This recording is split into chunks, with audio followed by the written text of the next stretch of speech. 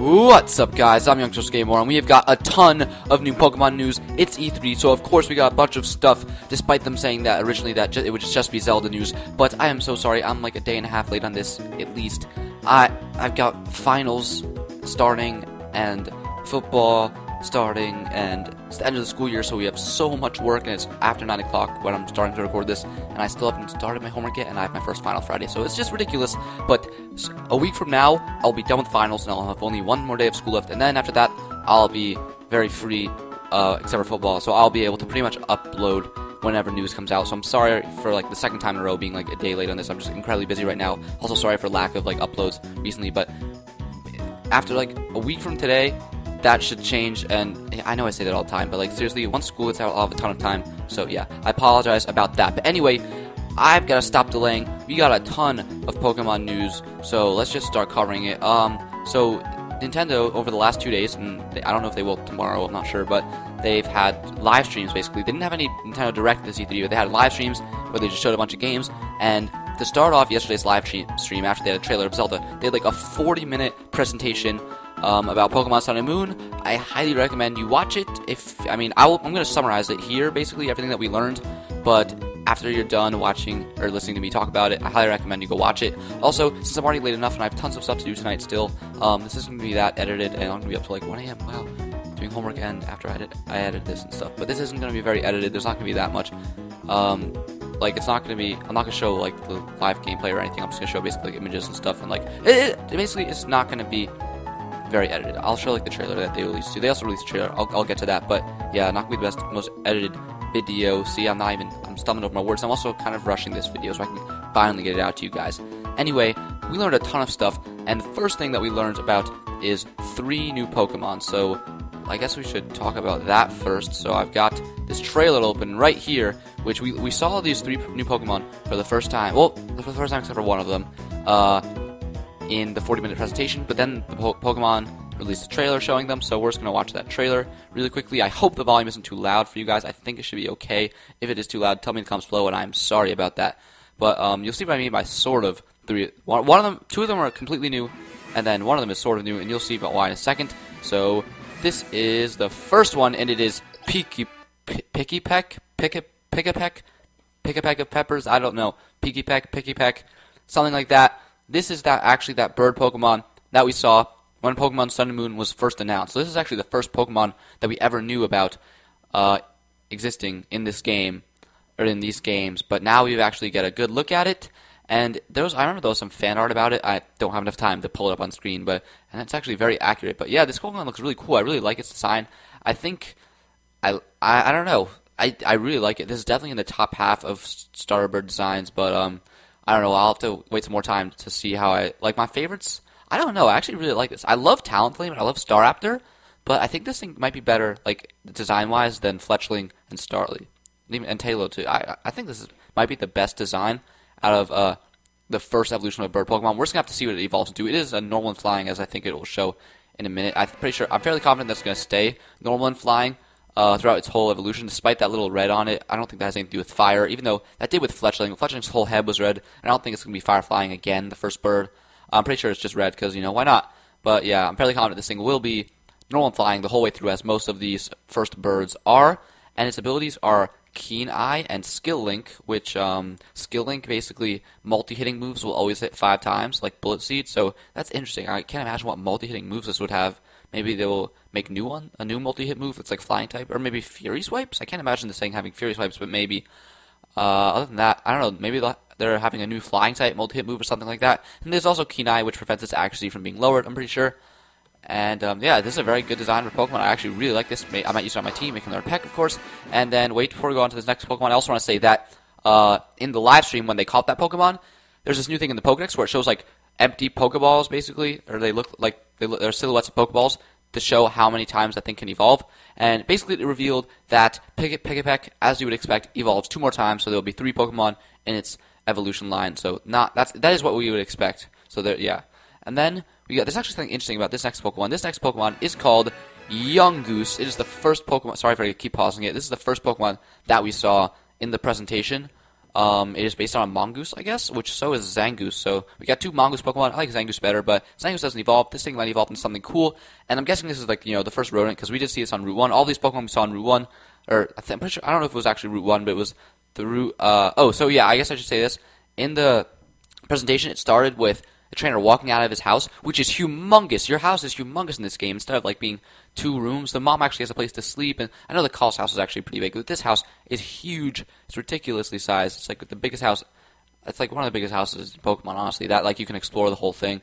It's pretty. It's not like a huge mansion. But it's pretty big, like for the first house in the game. But anyway, this thing is, I don't really love this thing's design. I think it's kind of weird. I think its haircut looks kind of weird. But some people like him, so I don't know. I don't know. He's okay, and he's just a normal type. I don't think he will change types, but he might. I kind of hope he does, because I don't really love playing normal types, but it's fine. I actually kind of thought it was like a water type when I first saw it, because it kind of looks like an otter. It looks like an otter, doesn't it? I think it looks like an otter, but apparently it's not. Apparently it's Mongoose. Why can't it be an otter? I think it looks like an otter. I mean, I wish it would evolve into a normal water type like B-Barrel, but I don't think it will. And its abilities are Stakeout and Strong Jaw. So Strong Jaw boosts moves that are like Crunch or Bite or Ice Fang, stuff like that, by 30%, I think it is. Don't quote me on that. It was new last gen. Tyrantrum had it, I know. Some other Pokemon had it. And it also has a new ability called Stakeout, which what it does is it doubles the damage done on moves when a Pokemon has switched in, when the Pokemon you're using the move on has switched in that turn. So say you're using a young goose and then someone switches out their Pokemon and then you attack them, it'll do double damage. Or if like they used U-turn and then switch out and then your move will do double damage on that Pokemon that just switched in that turn. But if it switched out the turn before, then it won't do double damage. So both are pretty good abilities. It depends what your moveset is, which one you'd want more. If you don't have any like bite moves, obviously you want Stake Up more. But yeah, I like how actually these you'll see like, except for actually even with Pikipek, like all these Pokemon are actually having interesting abilities. A lot of them are having new abilities too. There are a lot of new abilities being introduced, which I really like. Pikipek didn't have any new abilities. I'm just going to call him that for now. I don't know how to pronounce it. But he did have Skill Link, which is really interesting. So yeah, a lot of interesting abilities going around. I really like that. Except for Solgaleo, his ability sucks. I don't like him anymore. And he's not even Fire type. But and then we also got Grabbin right here. This man is the only one that was not introduced in the presentation. I'm just going to keep calling it that. My man Grub. Oh, also, okay, so about Yungoos. Sorry, I have to stick with Yungoos for a second. Conveniently, when they caught him in the presentation, they started talking about Pokedex Rotom, and then they put a picture of Pokedex Rotom on the screen, so we couldn't see how many times Yungoos evolves. I don't know if they did that on purpose, because they did it at the perfect time, or if it was just coincidence, but I don't know why they would feel the need to hide how many times it evolves, unless it evolves like 3 times or something, as a 4-stage evolution, but I doubt that. So it's probably just going to evolve once or twice, who knows. But yeah, your guess is as good as mine. I would say probably just once, because most, like I think all of the, like rodents, like the Route 1 rodents have done that in the past, but who knows, it could change. Maybe that's why they wanted to hide it. Next up we got Grabbin. He is an interesting Pokemon. He kind of reminds me of the Escavalier line. I don't remember what the pre-evolution to Escavalier is called, but this thing looks like it would be the baby Pokemon of Escavalier, but I'm sure it's not. But yeah, his name is Grabbin. He's just a bug type. Seems kind of, his design's okay. I don't dislike his design. It's cool, I guess. But, like, there's nothing stands out about him. Like, he has a basic ability. Swarm is just, like, Blaze, except for bug types. So, when you're below 1/3 HP, your bug type moves will be, like, 30% more powerful or something like that. And, yeah, I don't know. I don't have much to say about him. I don't love him. He's okay. I guess I like him. I like him. He's a good design. But, like, okay. He has cool needles sticking out. I like him. He's a cool Pokemon. But I like so I guess out of these, Pikipek is my favorite, and then I like this guy's design better than Yungoos, but for some reason Yungoos is sticking out to me more. Like, I feel like when Yungoos evolves, I don't know why, something with Grabbin, even though I like his design better than Yungoos, he's just not sticking out to me, because Yungoos, I guess, has cool abilities, which makes me kind of like him. But anyway, so then we got the mythical Pokemon Magearna. Obviously we've seen Magearna a million times, but it talks about, we actually learned something new about Magearna in this trailer. So it is Steel and Fairy, which we already knew, but it has the ability Soul Heart, which we already knew, but we actually get to see Soul Heart in action. So this is an insane ability. So watch, so it's in a Double Battle, and we see as Eevee faints, Soul Heart is going to be activated, right? Okay, Soul Heart is going to be activated, and Magearna's special attack arises. So, and then on the website, it updated it even more. So basically, it's if any Pokemon on the field faints, obviously except for Magearna's special attack is going to rise. That's an insane ability. Moxie is already an insane ability, and Moxie is basically when you make a Pokemon faint, like when you like when that Pokemon, your Pokemon specifically, like kills or faints whatever another Pokemon, then your attack will rise. But so in singles, this is the special variant of Moxie, basically, unless it does like top. Oh, this is insane. But like, if this is not even if you kill it. So if any Pokemon in doubles faints or dies, whatever, your special attack rises. So Megair is going to be insane in doubles, because Moxie, you actually have to be the one killing that Pokemon. So even in singles, like if it died to Toxic, then you wouldn't get a Moxie boost. You actually have to kill it. This, if any Pokemon faints, you get the special attack boost. So this, Moxie is already a great ability. This ability is going to be even better than Moxie. This is insane. This Pokemon's going to be insane in doubles, but it's probably going to be banned in BGC because most mythical Pokemon are, because whatever reason, you know, they're not generally overpowered. Although this one might be. This one is going to be so good in doubles, I think, just because of this. Like, just use Protect and then watch other Pokemon faint, and then your special attack rises. It's just, it's unbelievable ability, man. And, wow, this thing's going to be really good. Even in singles, like, it's still a very good ability. Although I don't know if it's enough to make this thing, like, OU material. But who knows? I don't know. Steel Fairy is actually a really good typing, so it definitely could be OU. Klefki's Steel Fairy, too, but I know Klefki's a good Pokemon, but I don't think Klefki's OU. Either way, whatever. Anyway, and we can see Fleur Cannon, I think that's how you say it, in action for the first time, so pretty cool. It's Fairy type, and it obviously kills Pangoro, because Pangoro is 4 times weak to Fairy. We don't know how much power that move has, but I'll find out eventually. And then we got a brand new battle mode. So I was watching the stream, the live stream, in school, in gym class. My gym class teacher wasn't here, so we were in the media center, and I was trying to get Twitch to work, even though it's blocked in my school. So, wait, oh my gosh, am I recording this? Alright, we're good. I'm recording this. I just wanted to make sure. That would be bad if it wasn't. So I wanted to make sure I'd like use some proxy to unblock Twitch. And I was watching it on my phone and on the computer because one would freeze and the other would work. So, and then we're watching this. I'm watching this with my friend Matt. And then this came on, and I was so excited about this. Let's just watch for a second, and then I'm going to talk about it. So, in the presentation, they actually showed a whole battle of it. This is just going to give you a little sneak peek, and I'm also going to talk about it after. But a brand new battle mode. It's called Battle Royale, baby. That's right. Free-for-alls are coming to Generation 7. That's incredible. So if you didn't know, back when X and Y first came out, this YouTuber / Twitcher called Duncan Knee Deep, who I used to watch all the time, I don't really anymore, but he basically invented this game mode called Free For All, which you would go into a multi-battle, and it would be every man for themselves. And so now they're making an official mode. So at first, I was so excited. I'm like, wow, they actually listened to the fans. They saw this thing that the fans did, and now they're making an official mode. I even did a free-for-all on my channel like 2 years ago before it was an official mode, but they're calling it Battle Royale, not free-for-all, I guess, to differentiate it. But one thing that's very, very unfortunate about this battle mode is it showed us in the press conference, normally a free-for-all, how you do it is the last Pokemon standing wins. The last trainer with Pokemon left standing wins. But in this, oh, it's so bad. They ruined free-for-alls. It is so bad. It's when one trainer runs out of Pokemon, then whoever has the most Pokemon / HP left wins. That's horrible. That's a horrible way to do it. They seriously ruined free-for-alls. I was so excited for a few minutes, and then I was so disappointed. They literally ruined free-for-alls because this just encourages stalling and just using recovery moves, and it discourages actually taking out a Pokemon unless you're in first place. So, oh, this is dumb. This is so dumb. I really, really hope they have settings like so that you can change it so that you can make it that the last Pokemon standing wins. But I don't think they're gonna, so that really, that angers me. So, like, just if one trainer loses all the Pokemon, then whoever's in first place wins. Like, that's dumb. That's so dumb. It should be first, second, third, fourth, by whoever gets out and whoever stays in the longest. That's so dumb. They ruined free-for-alls.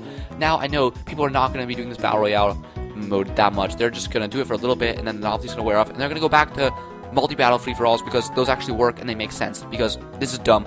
I was so excited. They listened to their fans. This was so cool, but they made it so when one trainer runs out of Pokemon, it ends. That's so dumb. If there's not settings where you can change this, which there probably won't be, there's never been anything like that in the past, I'll be so upset. That's just really dumb. They had a great opportunity and then they blew it. That's dumb. I hope they change it. They're probably not gonna. That's dumb. I'm sad about that. Anyway, what else do I have here to talk about? Sorry for just, having this up here. I told you I'm not really going to edit this much because I don't have time. It's 9:20 already. Wow. So, I'm just going to go back. I'm just going to stay on this screen. What should I go to? Let's go to this. This, by the way, this is where I said Rotom Pokedex, where Young Goose was caught, but then this came up. So I'm just going to have this open for now. But, I'm just going to talk about some stuff that we learned in this. Actually, no, I'll just go over here. I apologize. I'll bring up this logo back for you guys, just so you're not just staring at something boring. This is boring anyway. Oh, whatever! sorry. So, I'm just gonna go over some things that we learned in this presentation. By the way, the gameplay looked really good. You should watch it. I'm gonna talk about everything that we saw, but you should still watch it, I think. It's on Nintendo's YouTube channel. And that trailer we just watched is on Pokemon's YouTube channel, so I don't know why it's stuff like that. But anyway, so one thing we learned is the guy who was playing had a Poplio, and it was level 5, so it's probably the first Pokemon that you battle and stuff. I don't know. Maybe there's a rival battle before, but probably not, because then you... Or maybe there's a rival battle before, but he just lost it, because he's still level 5, and I don't think he had any experience. But there's actually a rival battle at the end of this presentation, but he had like 2 Pokemon, so that was probably the second rival battle. So he probably lost the first rival battle, I'm not sure. But anyway, the presentation started off, he walked out of his ginormous house, and then he walked into the grass, and one thing that we learned is when Poplio leveled up, like once or twice or 3 times or however many times, Poplio learned Disarming Voice, which is a fairy type move. So this is interesting just because I just wanted to point out that the first move that Poplio learns is fairy type, so maybe tiny chance that this hints at Poplio becoming a fairy type. I know we already had those leaks where Poplio could become fighting type, but I just think this is, you know, still not confirmed. This is definitely possible that Poplio's, you know, fairy type. Probably not. I just wanted to mention that he learned a fairy type move, so maybe does that make it a tiny chance? I don't know. Then what else? I talked about Yungoose's evolution thing. We don't know how many times Grabbin evolves. Well, another thing happened. He saw a Lediba on Route 1, and he caught it, and then that Lediba was number 20 in the Pokedex. So, since it was Pokemon you found in Route 1, the first 9 are the starters. Then, let's see, we got Pikipek and its evolutions make it up to number 12. Then, assuming the bug evolves twice, that'd be like 13, 14, 15. Then, say Yungoos evolves 1 time, and it's like 16 and 17. So, there's probably one more family of Pokemon that could be found on Route 1 that we just didn't see. Unless we did see it, like a trainer had it and I'm just dumb. But, a trainer had a Caterpie, so maybe that's... I don't know. But I'm just saying, since Lediba's number 20, maybe there's another Pokemon that you can find on Route 1. Maybe like that dog Pokemon, Iwanko, or something like that. But anyway, yeah, Lediba is one of the Pokemon you can capture on Route 1, which is kind of weird. But okay, that's cool by me.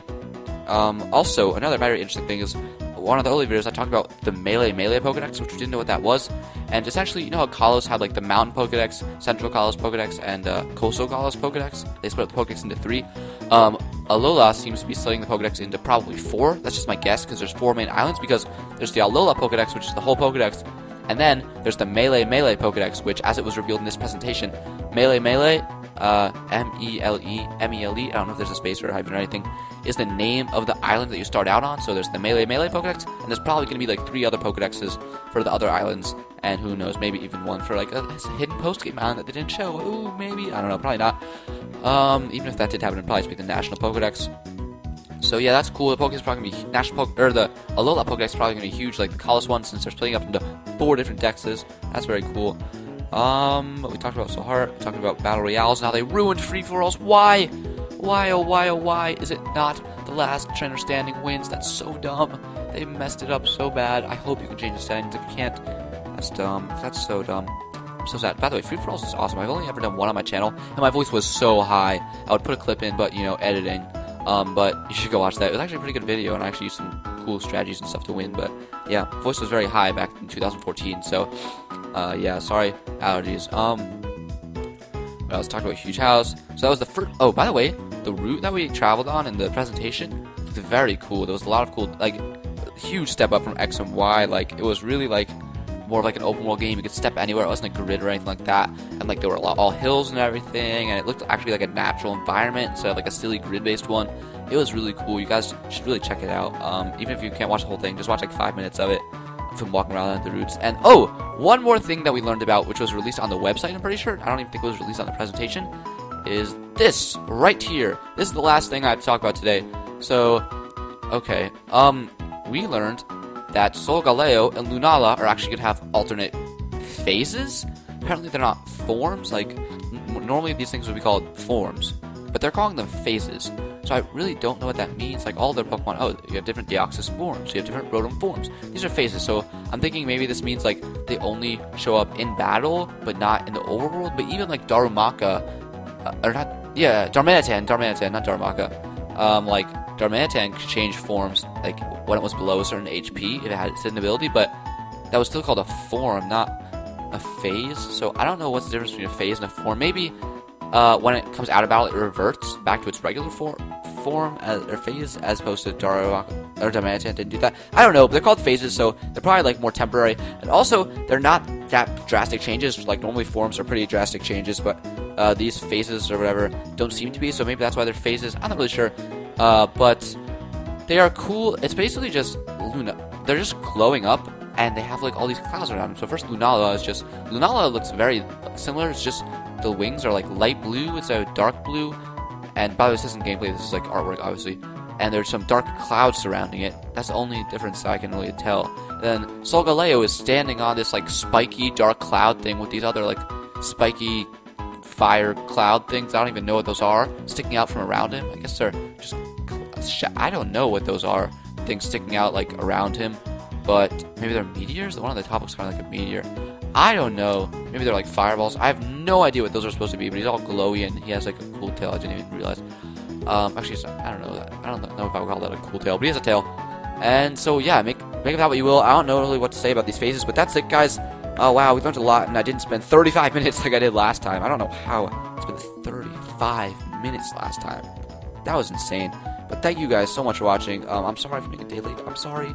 There's so much stuff I want to upload, but like in the next week, but I can't because I'm so busy because finals and all that stuff. Oh my gosh.